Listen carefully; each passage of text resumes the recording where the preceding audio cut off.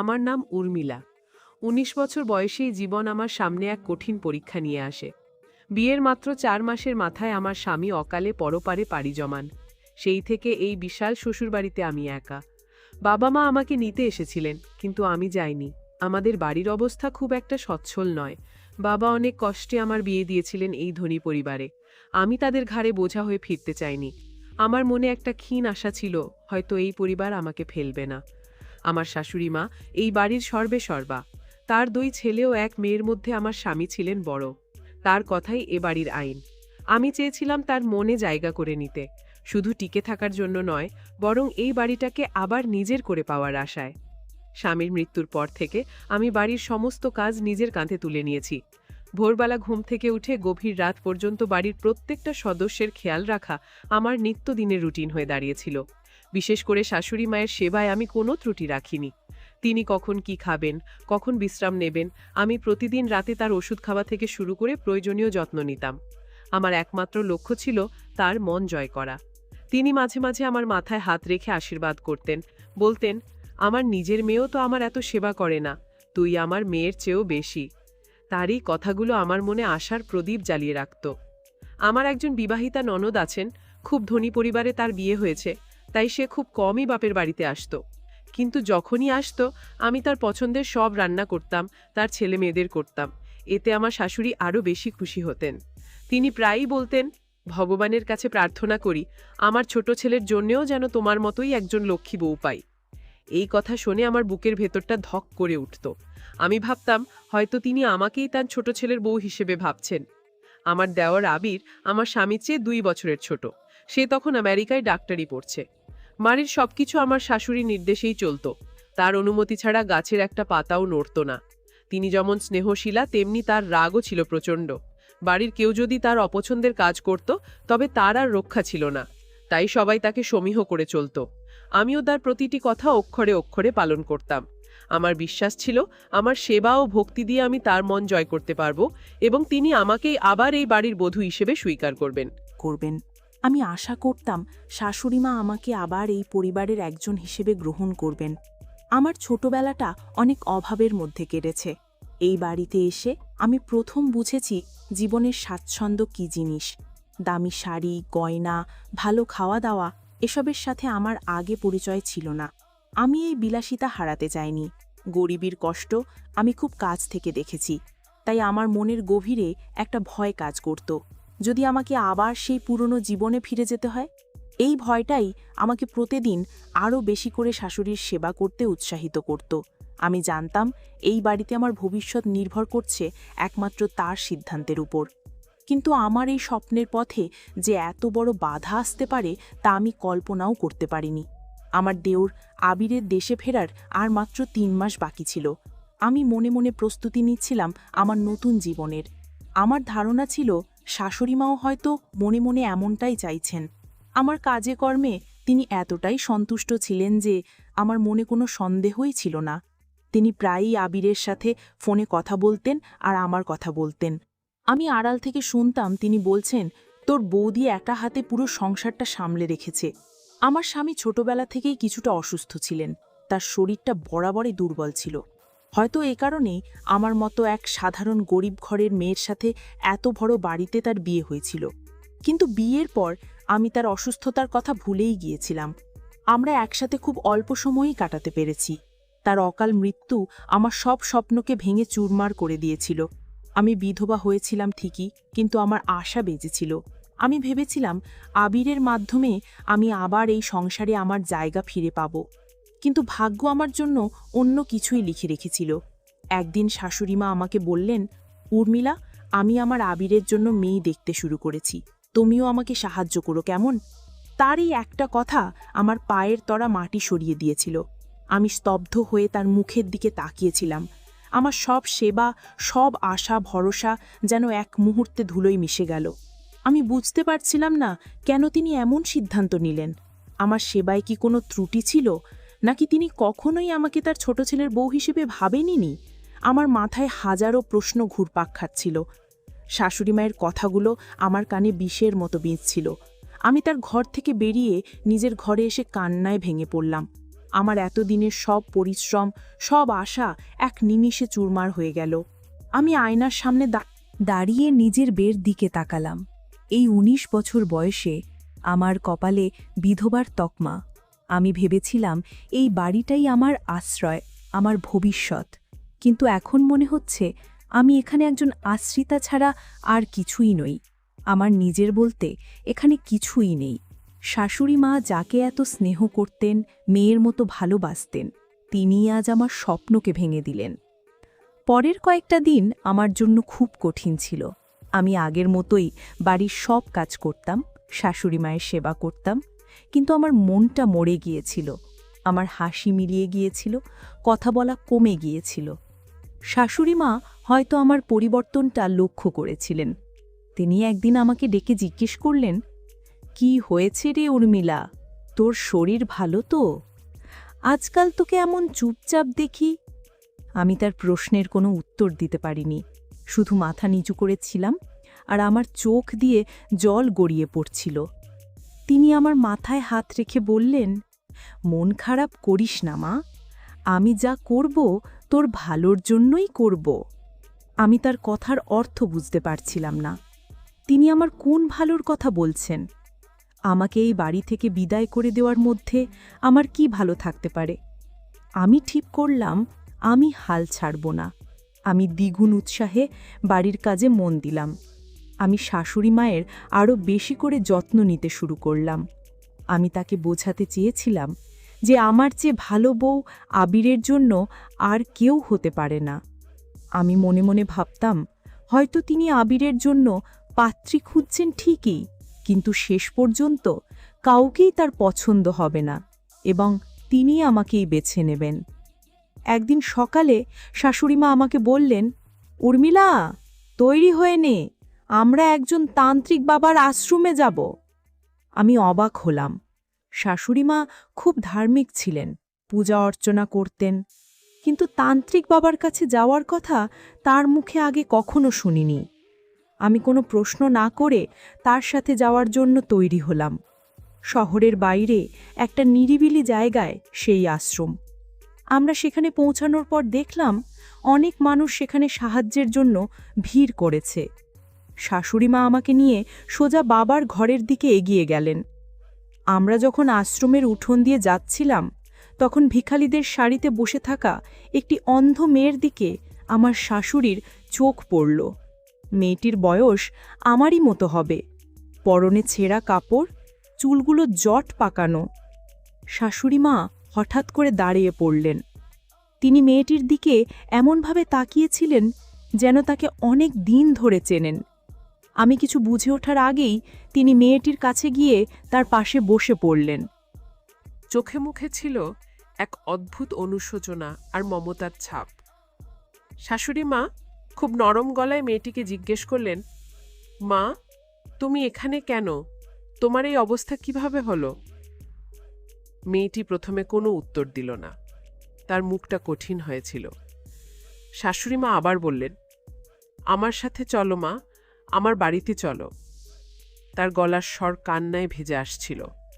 আমি অবাক হয়ে দেখছিলাম, আমার দোর্দণ্ড প্রতাপ শাশুড়ি, যার সামনে কথা বলতে সবাই ভয় পায়, তিনি একজন অন্ধ ভিখারির সামনে এমনভাবে ভেঙে পড়ছেন। মেয়েটি হঠাৎ করেই মুখ খুলল। তার কণ্ঠে ছিল তীব্র ঘৃণা আর অভিমান। সে বলল, "আমি আপনার সাথে কোথাও যাব না। আমার আজকের এই অবস্থার জন্য আপনিই দায়ী। আমি আপনাকে কোনোদিনও ক্ষমা করতে পারবো না।" শাশুড়িমা তার হাত দুটো ধরে কাঁদতে কাঁদতে বললেন, "আমাকে ক্ষমা করে দে মা, আমি আমার ভুল বুঝতে পেরেছি।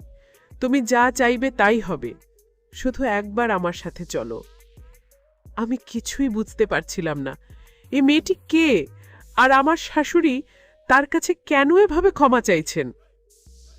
অনেক অনুরোধের পর মেয়েটি শেষ পর্যন্ত আমাদের সাথে আসতে রাজি হল।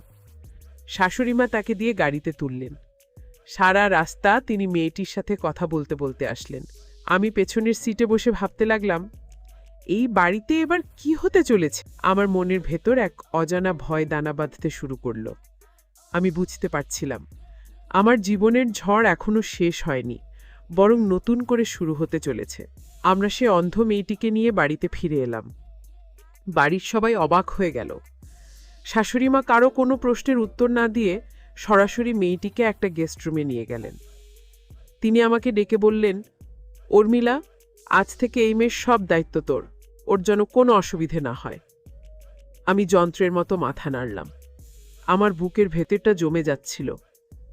আমি যখন তাকে জিজ্ঞেস করলাম, মা, এই মেয়েটি কে আর কেনই বা ওকে বাড়িতে নিয়ে এলেন, তিনি আমার দিকে একবার তাকিয়ে শান্ত কিন্তু দৃঢ় গলায় বললেন, আমি আমার ছোট ছেলে আবিরের সাথে ওর বিয়ে দেব। শাশুড়ি মায়ের এই একটা কথা আমার মাথায় বজ্রপাতের মতো আঘাত করল। আমার পায়ের তলার মাটি যেন সত্যি সত্যি সরে গেল। আমি বিশ্বাস করতে পারছিলাম না আমি যা শুনছি তা সত্যি। একজন অন্ধ ভিখারি মেয়ের সাথে তিনি তার আমেরিকা পড়ুয়া ডাক্তার ছেলের বিয়ে দেবেন? এটা কিভাবে সম্ভব? আমার এতদিনের দেখা সব স্বপ্ন, আমার সব আশা আকাঙ্ক্ষা এক মুহূর্তে ভেঙে চুরমার হয়ে গেল। আমি স্তব্ধ হয়ে সেখানেই দাঁড়িয়ে রইলাম। আমার মুখ দিয়ে কোনো কথা বের হলো না। পরিবেশটা কেমন যেন বদলে গেল। শাশুড়িমা সারাদিন ওই মেয়েটিকে নিয়েই ব্যস্ত থাকতেন। তার নাম আতিয়া। তিনি নিজের হাতে আতিয়াকে খাইয়ে দিতেন, তার চুল আঁচড়ে দিতেন, তার সাথে ঘণ্টার পর ঘণ্টা ধরে কথা বলতেন। আতিয়া বেশিরভাগ সময় চুপ করে থাকত। তার মুখে কোনো হাসি ছিল না, চোখে ছিল এক গভীর শূন্যতা। সে আমাদের সাথে খুব কমই কথা বলতো। বাড়ির অন্য সদস্যরাও এই ব্যাপারটা নিয়ে কানাঘুষা করত, কিন্তু শাশুড়ি মায়ের ভয়ে কেউ সামনে কিছু বলার সাহস পেত না। আমার ওপর দায়িত্ব ছিল আতিয়ার দেখাশোনা করার। আমি অনিচ্ছা সত্ত্বেও তার সব কাজ করে দিতাম। তার জন্য খাবার নিয়ে যাওয়া, তার ঘর পরিষ্কার করা, আমি ওর প্রয়োজনীয় সব কাজে সাহায্য করতাম, যত্ন নিতাম। কিন্তু আমার মনের ভেতরটা পুড়ছিল। আমি যাকে আমার প্রতিদ্বন্দ্বী ভাবছিলাম তার সেবা করতে আমার একটুও ভালো লাগছিল না। আমার মনে হচ্ছিল শাশুড়িমা আমাকে ইচ্ছে করে শাস্তি দিচ্ছেন। তিনি হয়তো বুঝতে পেরেছিলেন যে আমি আবিরকে বিয়ে করতে চাই, তাই আমাকে কষ্ট দেওয়ার জন্যই এই মেয়েটিকে বাড়িতে নিয়ে এসেছেন। আমি প্রায়ই ভাবতাম, আবির যখন দেশে ফিরে এই মেয়েটিকে দেখবে তখন সে নিশ্চয়ই বিয়ে করতে রাজি হবে না। সে আমেরিকায় পড়াশোনা করেছে, তার চিন্তাভাবনা আধুনিক, সে কিছুতেই একজন অন্ধ ভিখারিকে বিয়ে করতে পারে না। এই আশাতেই আমি দিন গুনছিলাম। আমি বিশ্বাস করতাম আবির ফিরে এলে পরিস্থিতি হয়তো বদলাবে। সে নিশ্চয়ই তার মায়ের এই সিদ্ধান্তের প্রতিবাদ করবে এবং শেষ পর্যন্ত সবকিছু আবার আগের মতোই হয়ে যাবে। কয়েকদিনের মধ্যেই আবিরের দেশে ফেরার দিন এসে গেল। এয়ারপোর্ট থেকে সে সরাসরি বাড়িতে এলো। কতদিন পর তাকে দেখলাম।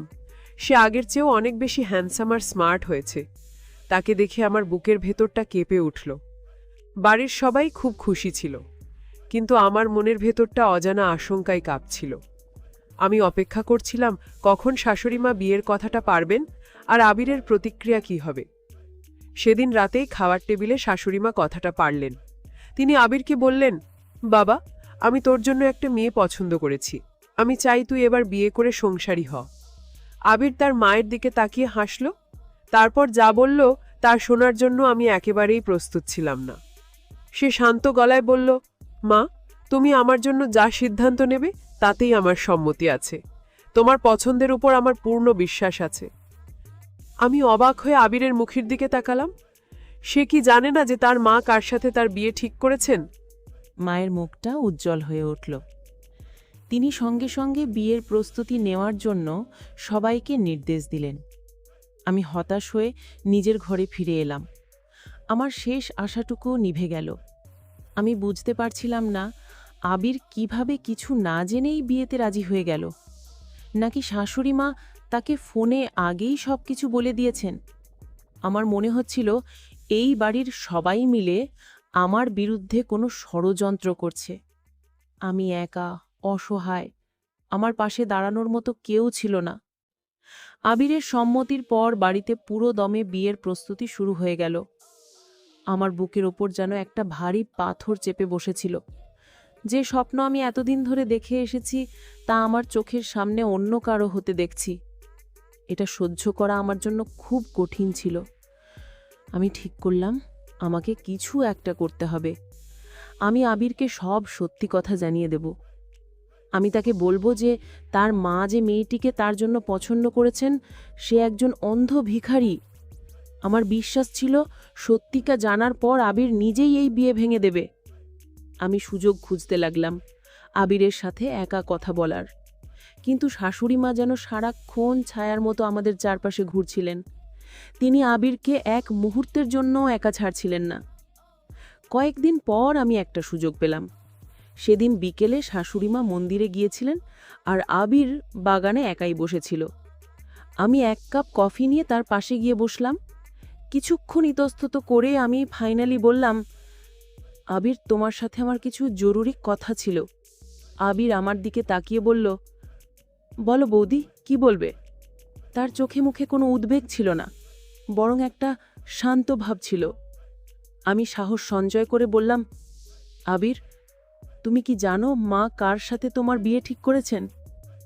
সে হাসল, বলল, না তো, কিন্তু মা যখন ঠিক করেছেন তখন নিশ্চয়ই ভালো কোনো মেয়েই হবে। আমি আর থাকতে না পেরে বললাম, মা তোমাকে যার সাথে বিয়ে দিতে চাইছেন সে একটি অন্ধ মেয়ে, তাকে মা রাস্তা থেকে তুলে এনেছেন। আমার কথা শুনে আবির এক মুহূর্তের জন্য চমকে উঠল। তার মুখের হাসিটা মিলিয়ে গেল। সে আমার দিকে অবাক চোখে তাকিয়ে রইল। আমি ভাবলাম আমার কাজ হয়ে গেছে, এবার সে নিশ্চয়ই প্রতিবাদ করবে, কিন্তু আমাকে অবাক করে দিয়ে সে আবার শান্ত হয়ে গেল।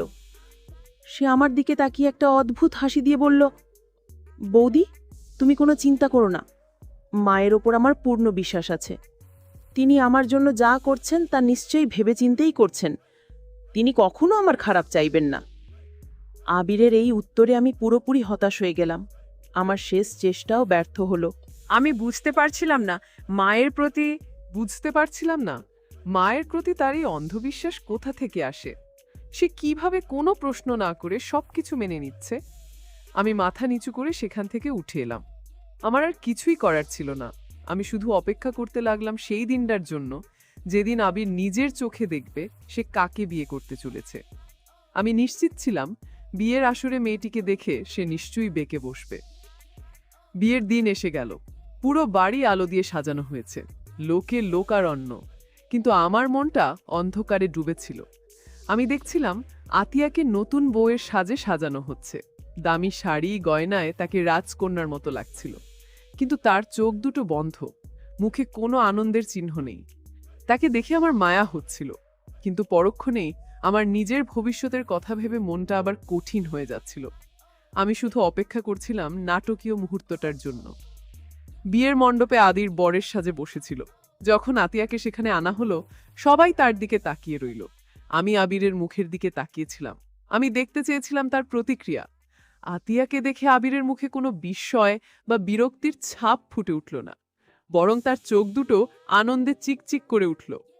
সে এমনভাবে আতিয়ার দিকে তাকিয়ে হাসল যেন সে পৃথিবীর সব সুখ পেয়ে গেছে। তার এই খুশি দেখে আমি হতবাক হয়ে গেলাম। আমি কিছুই বুঝতে পারছিলাম না, আবির এত খুশি কেন? একজন অন্ধ মেয়েকে স্ত্রী হিসেবে পেয়ে তার তো কষ্ট পাওয়ার কথা, কিন্তু তার আচরণই তো সেরকম কিছুই প্রকাশ পাচ্ছে না। বরং মনে হচ্ছে সে যেন এই দিনটার জন্যই অপেক্ষা করছিল। তাদের বিয়ে হয়ে গেল। আবির পরম মমতায় আতিয়াকে নিজের ঘরে নিয়ে গেল, আর আমি দূর থেকে দাঁড়িয়ে তাদের চলে যাওয়া দেখলাম। আমার চোখের সামনে আমার সব স্বপ্ন ভেঙে চুরমার হয়ে গেল। আমার মনে হচ্ছিল এই বাড়িতে আমার আর কোনো অস্তিত্বই নেই। বিয়ের পরদিন সকালটা আমার জন্য এক নতুন বাস্তবতা নিয়ে এলো। আমি ঘুম থেকে উঠে দেখলাম বাড়ির সবাই নতুন বউকে নিয়ে ব্যস্ত। আমার দিকে তাকানোর মতো ফুরসত কারো নেই। শাশুড়ি মা আমাকে ডেকে পাঠালেন। আমি তার ঘরে যেতেই তিনি আমাকে নির্দেশ দিলেন, উর্মিলা, আজ থেকে তোমার নতুন দায়িত্ব শুরু হলো। তোমার যা অন্ধ, তাই তার সবকিছুর খেয়াল তোমাকেই রাখতে হবে। তার খাওয়া দাওয়া থেকে শুরু করে সব প্রয়োজন তোমাকেই দেখতে হবে। তার এই কথাটা আমার বুকে ছুরির মতো বিঁধল। প্রথমে শাশুড়ির সেবা করতাম, আর এখন তার অন্ধ পুত্রবধূর দাসত্ব করতে হবে। আমার ভেতরটা রাগে আর অপমানে জ্বলে যাচ্ছিল। আমি এতদিন ধরে যে সম্মান, যে ভালোবাসা পাওয়ার জন্য এত পরিশ্রম করেছি, তার এই প্রতিদান আমি পেলাম। আমি আর নিজেকে সামলাতে পারলাম না। আমি সিদ্ধান্ত নিলাম আজ আমি শাশুড়ি মায়ের সাথে মুখোমুখি কথা বলবো। আমি তার কাছে জানতে চাইব তিনি আমার সাথে এমন কেন করছেন। আমি সাহস করে তার ঘরে গেলাম। তিনি তখন পূজায় বসেছিলেন। আমি তার পূজা শেষ হওয়া পর্যন্ত অপেক্ষা করলাম। তিনি চোখ খুলতেই আমি বললাম, মা, আমার সাথে আপনার কিছু কথা আছে। আমার গলার স্বরে হয়তো এমন কিছু ছিল যা শুনে তিনি আমার দিকে তাকালেন। আমি তাকে সরাসরি জিজ্ঞেস করলাম, আপনি আমার সাথে এমন কেন করলেন? আমি কি আপনার সেবা যত্নে কোনো ত্রুটি রেখেছিলাম? আর কতদিন আমাকে এই বাড়িতে কাজের মেয়ের মতো থাকতে হবে? প্রথমে আপনি ছিলেন, আর এখন আপনার অন্ধ পুত্রবধূকে আমার ঘাড়ে চাপিয়ে দিলেন। আমার কথা শুনে শাশুড়িমা একটু অবাক হলেন না, বরং তিনি শান্ত গলায় বললেন, আমার কাছে এসে বসো, আমি তোমাকে সব বলছি। তার শান্ত ভাব দেখে আমার রাগ আরো বেড়ে গেল। আমার মনে হচ্ছিল এই মুহূর্তে এই বাড়ি ছেড়ে কথাও চলে যায়। আমার সব উদ্দেশ্য ব্যর্থ হয়েছে, এখন আর তাদের কথা শুনে আমার কি লাভ? কিন্তু কৌতূহলের বশবর্তী হয়ে আমি তার পাশে গিয়ে বসলাম। আমি জানতে চেয়েছিলাম এই অন্ধ মেয়েটির আসল পরিচয় কি, আর কেনই বা তার সাথে আবিরের বিয়ে দেওয়া হলো। শাশুড়িমা একটা দীর্ঘশ্বাস ফেলে বলতে শুরু করলেন, যে মেয়েটিকে তুমি অন্ধ ভিখারি ভাবছ, তার নাম আতিয়া। সে এই এলাকাতেই থাকতো, আর আবির আমেরিকা যাওয়ার আগে থেকেই তাকে ভালোবাসতো। আমি অবাক হয়ে তার মুখের দিকে তাকিয়ে রইলাম। তিনি বলে চললেন, আবির আমাকে অনেকবার বলেছিল আতিয়ার বাড়িতে বিয়ের প্রস্তাব নিয়ে যেতে, কিন্তু ওরা আমাদের তুলনায় অনেক গরিব ছিল। আমি চেয়েছিলাম আবিরের বিয়ে কোনো বড় ধনী পরিবারে হোক। আমি আবিরের কথা সেদিন শুনিনি। তার প্রতিটা কথা আমার কাছে এক একটা নতুন রহস্য উন্মোচন করছিল। আবির আমাকে অনেক বোঝানোর চেষ্টা করেছিল। সে বলেছিল ভালোবাসার কাছে টাকা পয়সার কোনো মূল্য নেই, কিন্তু আমি সেদিন তার কথা বুঝতে চাইনি। আমি অহংকারে অন্ধ হয়ে গিয়েছিলাম। আমি একদিন আতিয়ার বাড়িতে গিয়ে তাদের অনেক অপমান করি। আমি তাদের বলেছিলাম তারা তাদের মেয়েকে দিয়ে আমার ছেলেকে ফাঁদে ফেলার চেষ্টা করছে। আমি তাদের টাকার লোভ দেখিয়েছিলাম যাতে তারা ওই শহর ছেড়ে চলে যায়। আমি স্তব্ধ হয়ে শুনছিলাম আমার শাশুড়ি, যাকে আমি এতদিন ধরে একজন আদর্শ এবং ন্যায়পরায়ণ মহিলা বলে জানতাম, তার এই রূপ আমার কাছে সত্যি অসহনীয় হচ্ছিল। কাছে একেবারেই অচেনা ছিল। তিনি বলতে লাগলেন, আমার অপমানে আর লজ্জায় আতিয়ার পরিবার সেই দিন রাতেই শহর ছেড়ে চলে যাওয়ার সিদ্ধান্ত নেয়। কিন্তু তারা জানতো না তাদের জন্য পথে কি ভয়াবহ বিপদ অপেক্ষা করছে। আমিও তখনও বুঝতে পারিনি আমার একটা ভুল সিদ্ধান্ত কত বড় সর্বনাশ ডেকে আনতে পারে। তার চোখ দিয়ে জল গড়িয়ে পড়ছিল। তিনি আঁচল দিয়ে চোখ মুছে আবার বলতে শুরু করলেন। তার কথাগুলো শুনে আমার নিজের কষ্ট, নিজের অপমানের কথা আমি ধীরে ধীরে ভুলে যাচ্ছিলাম। আমি বুঝতে পারছিলাম আমার চোখের সামনে যে ঘটনাগুলো ঘটেছে তার পেছনে লুকিয়ে আছে এক গভীর এবং বেদনাদায়ক অতীত। আমার মনে হচ্ছিল আমি যেন এক নতুন গল্পের সাক্ষী হতে চলেছি, যে গল্প আমার জীবনের মোড় ঘুরিয়ে দেবে। শাশুড়িমা কাঁপা কাঁপা গলায় বলে চললেন, আমি যখন নাদিয়ার পরিবারকে অপমান করে বাড়ি ফিরে আসি, তখন দেখি আবির আমার জন্য অপেক্ষা করছে। আতিয়ার মা হয়তো তাকে ফোন করে সব জানিয়ে দিয়েছিল। আবির সেদিন প্রথম আমার মুখের ওপর কথা বলে। সে আমাকে বলেছিল যে আমি তার জীবনটা নষ্ট করে দিয়েছি। সে তখনই আতিয়ার সাথে দেখা করার জন্য বেরিয়ে যায়। আমি তাকে অনেক আটকানোর চেষ্টা করেছিলাম, কিন্তু সে আমার কোনো কথা শোনেনি। কিছুক্ষণ পর যখন আবির ফিরে এলো, তখন সে পুরোপুরি ভেঙে পড়েছিল। সে পাগলের মতো ঘরের জিনিসপত্র ভাঙচুর করতে শুরু করে।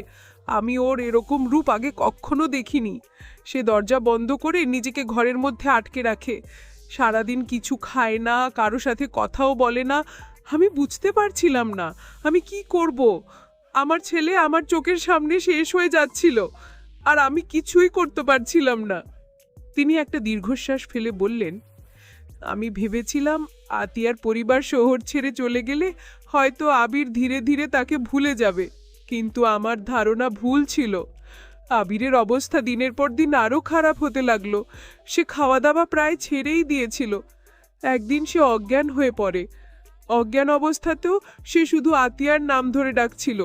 সেদিন আমি প্রথম বুঝতে পারলাম আমি আমার ছেলের সাথে কত বড় অন্যায় করেছি। আমার অহংকার আমার ছেলের জীবনটাকে ধ্বংসের পথে ঠেলে দিয়েছে। আবিরকে হাসপাতালে ভর্তি করা হলো। যখন ওর জ্ঞান ফিরল, তখনও শিশুর মতো কাঁদছিল। ও আমাকে বলছিল, মা, আমাকে আতিয়ার কাছে নিয়ে চলো, আমি ওকে ছাড়া বাঁচব না। আমি তখন ওকে মিথ্যে আশ্বাস দিয়েছিলাম। আমি ওকে বলেছিলাম যে আমি নিজে আতিয়ার বাড়িতে গিয়ে বিয়ের প্রস্তাব দেব। আমার কথা শুনে ও কিছুটা শান্ত হয়েছিল। ধীরে ধীরে ও কিন্তু বাড়ি ফিরে যখন ও জানতে পারল যে আতিয়ার পরিবার শহর ছেড়ে চলে গেছে এবং তাদের কোনো খোঁজ পাওয়া যাচ্ছে না, তখনও আবার ভেঙে পড়ল। শাশুড়ি মায়ের চোখ দিয়ে অঝরে জল পড়ছিল। তিনি বললেন, আবির প্রায় 6 মাস ধরে আতিয়াকে হন্যে হয়ে খুঁজেছে, কিন্তু কোথাও তাদের পায়নি। অবশেষে হতাশ হয়ে ও সিদ্ধান্ত নেয় যে ও এই দেশ ছেড়েই চলে যাবে। ও আমাকে বলেছিল, এই শহরে আমি থাকতে পারবো না মা, এখানকার সব কিছু আমাকে আতিয়ার পছা মনে করিয়ে দেয়। আমি ওকে অনেক আটকানোর চেষ্টা করেছিলাম, কিন্তু পারিনি। আমার ভুলের কারণে আমার ছেলে আমার কাছ থেকে দূরে চলে গেল। আমি নির্বাক হয়ে সব শুনছিলাম। আমার এতদিনের জমানো সব রাগ, ক্ষোভ, অভিমান কোথায় যেন হারিয়ে গেল। আমার সামনে বসে থাকা মহিলাটি তখন আর আমার কঠোর শাশুড়ি ছিলেন না। তিনি ছিলেন একজন অনুতপ্ত, অসহায় মা, যিনি তার ভুলের প্রায়শ্চিত্ত করতে চাইছেন। আমার নিজের পরিস্থিতিকে তখন খুব তুচ্ছ মনে হচ্ছিল। আমি বুঝতে পারছিলাম আমার কষ্টের চেয়েও অনেক বড় কষ্ট এই পরিবারটা বয়ে বেড়াচ্ছে। তিনি বলতে লাগলেন, আবির আমেরিকা চলে যাওয়ার পর আমি আতিয়াকে খুঁজতে শুরু করি। আমি আমার সব পরিচিতদের বলে রেখেছিলাম, কিন্তু কেউ তাদের কোনো খবর দিতে পারেনি। এরপর থেকেই আমি প্রতি সোমবার ওই তান্ত্রিক বাবার আশ্রমে যেতাম। আমি ঈশ্বরের কাছে প্রার্থনা করতাম যেন তিনি আমাকে আমার ছেলের খুশি ফিরিয়ে দেন। অবশেষে সেদিন ঈশ্বর আমার প্রার্থনা শুনেছিলেন। আমি আতিয়াকে ওই আশ্রমে ভিখারিদের সারিতে বসে থাকতে দেখি। তিনি বললেন, আমি পরে জানতে পেরেছি সেদিন রাতে শহর ছাড়ার সময় ওদের গাড়িটা একটা ভয়াবহ দুর্ঘটনার শিকার হয়। সেই দুর্ঘটনায় আতিয়ার বাবা মা দুজনেই মারা যান, আর আতিয়া তার চোখের দৃষ্টি হারিয়ে ফেলে। আমার জন্যই আজ ওর এই অবস্থা।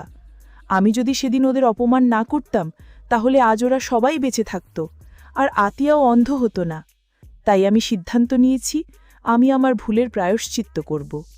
আমি আতিয়ার বিয়ে আবিরের সাথেই দেব এবং ওকে আবার আগের জীবন ফিরিয়ে দেওয়ার চেষ্টা করব। শাশুড়ি মায়ের কাছ থেকে সবটা শোনার পর আমি স্তব্ধ হয়ে বসে রইলাম। আমার বলার মতো কোনো ভাষা ছিল না। আমার এতদিনের জমানো সব রাগ, ক্ষোভ, অভিমান কোথায় যেন হারিয়ে গেল। আমার সামনে বসে থাকা মহিলাটি তখন আর আমার কঠোর শাশুড়ি ছিলেন না। তিনি ছিলেন একজন অনুতপ্ত, অসহায় মা, যিনি তার ভুলের প্রায়শ্চিত্ত করতে চাইছেন। আমার নিজের পরিস্থিতিকে তখন খুব তুচ্ছ মনে হচ্ছিল। আমি বুঝতে পারছিলাম আমার কষ্টের চেয়েও অনেক বড় কষ্ট এই পরিবারটা বয়ে বেড়াচ্ছে। আমি বুঝতে পারছিলাম আমি শুধু নিজের স্বার্থের কথা ভেবেছি, নিজের ভবিষ্যতের কথা ভেবেছি, কিন্তু এই পরিবারের গভীরে যে এত বড় একটা ক্ষত লুকিয়ে আছে তা আমি ঘুণাক্ষরেও টের পাইনি। আমি যাকে আমার প্রতিদ্বন্দ্বী ভাবছিলাম সে আসলে পরিবারেরই একটা অংশ, আবিরের ভালোবাসা। শাশুড়িমা আমার দিকে তাকিয়ে বললেন, মা, আমি জানি তুমি মনে মনে কি চাইতে। সত্যি কথা বলতে, আতিয়ার কথা যদি না থাকতো তাহলে আমি আবিরের সাথে তোমার বিয়ের কথাই ভাবতাম। তুমি যেভাবে এই সংসারটাকে আগলে রেখেছ, আমার সেবা করেছ, তারপর এটাই স্বাভাবিক ছিল। কিন্তু আমি অসহায়। ও তোমাকে বিয়ে করলে কখনো সুখী হতে পারবে না। তিনি আরও বললেন, আমি আমার অসুস্থ বড় ছেলের সাথে তোমার বিয়ে দিয়ে তোমার জীবনটা নষ্ট করেছি। যদিও ডাক্তাররা আশা দিয়েছিলেন যে সে সুস্থ হয়ে যাবে, কিন্তু ভাগ্য সহায় ছিল না। আমি জানি আমি তোমার কাছে অপরাধী। তাই আমি সিদ্ধান্ত নিয়েছি আমার যা কিছু সম্পত্তি আছে তার অর্ধেক আমি তোমার নামে লিখে দেব, বাকি অর্ধেক আবিরের।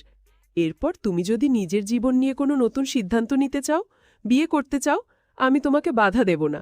আমি নিজে দাঁড়িয়ে থেকে তোমার বিয়ে দেব। শাশুড়ি মায়ের কথা শুনে আমার চোখে জল এসে গেল। আমি বুঝতে পারলাম এই মানুষগুলো আমাকে কখনোই পর ভাবেনি। তারা আমাকে তাদের পরিবারেরই একজন মনে করেছে। তাদের ছেলের মৃত্যুর পরও তারা আমাকে তাড়িয়ে দেয়নি, বরং মেয়ের মতো আগলে রেখেছে। আমার নিজের বাবা মাও হয়তো আমার জন্য এতটা ভাবতে পারতেন না। আমার নিজের চিন্তাভাবনার জন্য আমার খুব লজ্জা হচ্ছিল। আমি কতটা সংকীর্ণ আর স্বার্থপর ছিলাম। আমি শাশুড়ি মায়ের হাত ধরে বললাম, মা, আমার কিচ্ছু চাই না, আমার কোনো সম্পত্তি চাই না। আমি শুধু আপনাদের সাথে এই বাড়িতেই থাকতে চাই। আপনারা আমাকে যে ভালোবাসা, যে সম্মান দিয়েছেন, সেটাই আমার কাছে সবচেয়ে বড় পাওনা। আমি আর কিছুই চাই না। আমি বুঝতে পারলাম ভালোবাসার সম্মান কোনোদিন জোর করে বা সেবা করে আদায় করা যায় না। এটা অন্তর থেকে আসে। আমি এতদিন ভুল পথে হেঁটেছি। তার চোখের জল আমার কাঁধ ভিজিয়ে দিচ্ছিল। তিনি বললেন, তুই সত্যিই আমার মেয়ে, আমি জানতাম তুই ঠিক বুঝবি। সেই মুহূর্তে আমাদের শাশুড়ি বৌমার সম্পর্কটা এক নতুন মাত্রা পেল। আমাদের মধ্যে আর কোনো দূরত্ব রইল না। আমি মনে মনে প্রতিজ্ঞা করলাম, আমি আর কখনো নিজের কথা ভাবব না। আমি এই পরিবারের সুখের জন্য সবকিছু করতে প্রস্তুত। আমি শাশুড়ি মাকে বললাম, মা, আপনি আর কোনো চিন্তা করবেন না। আমি আবির আর আতিয়ার ঘরে খাবার দিয়ে আসছি। আমি আজ থেকে আতিয়ার দায়িত্ব নেব। সে আমার ছোট বোনের মতো। তার চোখ নেই তো কি হয়েছে, আমি তার চোখ হব। আমি তাকে কখনো একাকিত্ব অনুভব করতে দেব না। আমার কথা শুনে শাশুড়ি মায়ের মুখে হাসি ফুটে উঠল। তিনি আমার মাথায় হাত রেখে আশীর্বাদ করলেন। আমি খাবার নিয়ে যখন আবিরের ঘরের দিকে যাচ্ছিলাম, তখন আমার মনটা খুব হালকা লাগছিল। আমার ভেতর থেকে সব বিদ্বেষ, সব ঈর্ষা দূর হয়ে গিয়েছিল। আমি দরজার কাছে গিয়ে শুনলাম ঘরের ভেতরে আরও কয়েকজন কথা বলছে। আমি উকি দিয়ে দেখলাম আবিরের সাথে আরও ৩ জন ভদ্রলোক বসে আছেন, যারা পোশাক আশাকে ডাক্তার বলে মনে হচ্ছে। আবির তাদের আতিয়ার সাথে পরিচয় করিয়ে দিচ্ছিল আর তার ভালোবাসার গল্প বলছিল। আমি দরজায় হালকা শব্দ করে ভেতরে প্রবেশ করলাম। আমাকে দেখে আবির হাসল, বলল, বলি এসো, আলাপ করিয়ে দিই। এরা আমার বন্ধু, আমেরিকা থেকে আমার সাথে এসেছে। সবাই খুব বড় চোখের ডাক্তার। আমি তাদের নমস্কার জানালাম। আবির তার বন্ধুদের বলছিল, এই সেই আতিয়া, যার কথা আমি তোদের সবসময় বলতাম। ভগবানের কৃপায় আমি ওকে আবার ফিরে পেয়েছি। আমি যে আমার ভালোবাসা ফিরে পাবো তা আমি কখনো ভাবিনি। তার চোখে মুখে ছিল বাঁধ ভাঙা আনন্দ। আবিরের বন্ধুরা আতিয়াকে দেখে খুব প্রশংসা করছিল। আতিয়া সত্যি খুব সুন্দর। ভাগ্যের পরিহাসে আজ তার এই অবস্থা। কথা প্রসঙ্গে আবিরের এক বন্ধু বলল, আবির, তুই একদম চিন্তা করিস না। আমরা আতিয়ার কেসটা স্টাডি করেছি। ওর চোখের যা অবস্থা, তাতে আমেরিকায় নিয়ে গিয়ে একটা অপারেশন করলে ওর দৃষ্টিশক্তি ফিরে পাবার প্রবল সম্ভাবনা আছে। আমাদের বিশ্বাস আতিয়া আবার আগের মতো সব দেখতে পাবে।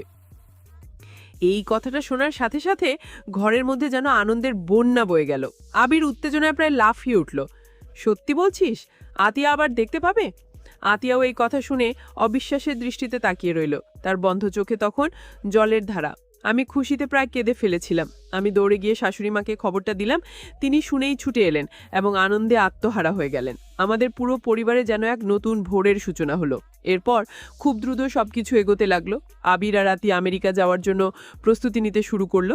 আমি আর শাশুড়ি মা মিলে আতিয়ার সব কেনাকাটা করলাম, তার সব জিনিস গুছিয়ে দিলাম। এখন আর আমার মনে কোনো কষ্ট নেই, কোনো আফসোস নেই, বরং আতিয়ার জন্য আমার মনে শুধু ভালোবাসা আর স্নেহ। আমি সারাদিন তার সাথে গল্প করতাম, তাকে গান শোনাতাম। সেও ধীরে ধীরে আমার সাথে খুব সহজ হয়ে গিয়েছিল। সে আমাকে দিদি বলে ডাকত। যাওয়ার দিন এয়ারপোর্টে আমরা সবাই গিয়েছিলাম। আতিয়া আমাকে বলল, দিদি, আমি ফিরে এসেই তোমার মুখটা সবার আগে দেখতে চাই। আমি তার মাথায় হাত বুলিয়ে বললাম, আমি তোর জন্য অপেক্ষা করব। আতিয়া আমাকে বলল, দিদি, আমি ফিরে এসেই তোমার মুখটা সবার আগে দেখতে চাই। আমি তার মাথায় হাত বুলিয়ে বললাম, আমি তোর জন্য অপেক্ষা করব। আবিল আমার দিকে তাকিয়ে কৃতজ্ঞতার হাসি হাসল। সে বলল, বৌদি, তুমি না থাকলে হয়তো আমি সবকিছু সামলাতে পারতাম না। ধন্যবাদ। আমি বুঝতে পারলাম আমি এই পরিবারে আমার সত্যিকারের জায়গাটা খুঁজে পেয়েছি। তারা চলে যাওয়ার পর বাড়িটা কিছুদিন খুব ফাঁকা লাগত, কিন্তু আমি আর শাশুড়িমা একে অপরের অবলম্বন হয়ে উঠলাম। আমরা একসাথে পূজা করতাম, গল্প করতাম আর তাদের ফিরে আসার দিন গুনতাম। প্রায় 2 মাস পর একদিন আবিলের ফোন এলো। সে উত্তেজিত গলায় জানালো, মা, বৌদি, অপারেশন সফল হয়েছে। আতিয়া চোখ খুলেছে, ও এখন সব দেখতে পাচ্ছে। এই খবরটা শুনে আমাদের আনন্দ আর ধরে না। আমরা মন্দিরে গিয়ে পূজা দিলাম, গরিবের মধ্যে মিষ্টি বিতরণ করলাম। মাসখানেক পর ওরা দেশে ফিরে এলো। এয়ারপোর্টে আতিয়া যখন গাড়ি থেকে নামলো, তখন সে আর আগের আতিয়া নেই। তার চোখে এখন আর শূন্যতা নেই, বরং খুশির ঝিলিক। সে দৌড়ে এসে প্রথমে শাশুড়ি মাকে, তারপর আমাকে জড়িয়ে ধরল। সে আমার দিকে তাকিয়ে বলল, দিদি, তুমি যেমনটা সুন্দর ভেবেছিলাম, তুমি তার চেয়েও অনেক বেশি সুন্দর। তার কথা শুনে আমাদের সবার চোখে আনন্দের জল চলে এলো। সেদিন আমাদের পরিবারটা সত্যি পূর্ণতা পেয়েছিল। বন্ধুরা, এই গল্পটি থেকে আমরা এটাই শিখতে পারি যে জীবনের সবকিছু ধন সম্পদ বা বাহ্যিক সৌন্দর্য দিয়ে বিচার করা উচিত নয়। প্রকৃত সুখ ভালোবাসা, বিশ্বাস এবং পারস্পরিক শ্রদ্ধার উপর নির্ভর করে। অহংকার এবং জেদ মানুষের জীবন থেকে সুখ কেড়ে নেয়, যেমনটা আবিরের মায়ের ক্ষেত্রে হয়েছিল। কিন্তু তিনি তার ভুল বুঝতে পেরেছিলেন এবং তার সংশোধন করার চেষ্টা করেছিলেন। অন্যদিকে উর্মিলা প্রথমে নিজের স্বার্থের কথা ভাবলেও পরে সে পরিবারের ভালোবাসার কাছে আত্মসমর্পণ করে এবং সত্যিকারের সুখ খুঁজে পায়। পরিবারের আসল অর্থ হল বিপদে আপদে একে অপরের পাশে থাকা, একে অপরকে ক্ষমা করা এবং নিঃস্বার্থভাবে ভালোবাসা। ভাগ্য কখনো কখনো আমাদের কঠিন পরীক্ষায় ফেলে, কিন্তু সততা এবং ভালোবাসার পথ অনুসরণ করলে শেষ পর্যন্ত সব কিছু সুন্দর হয়।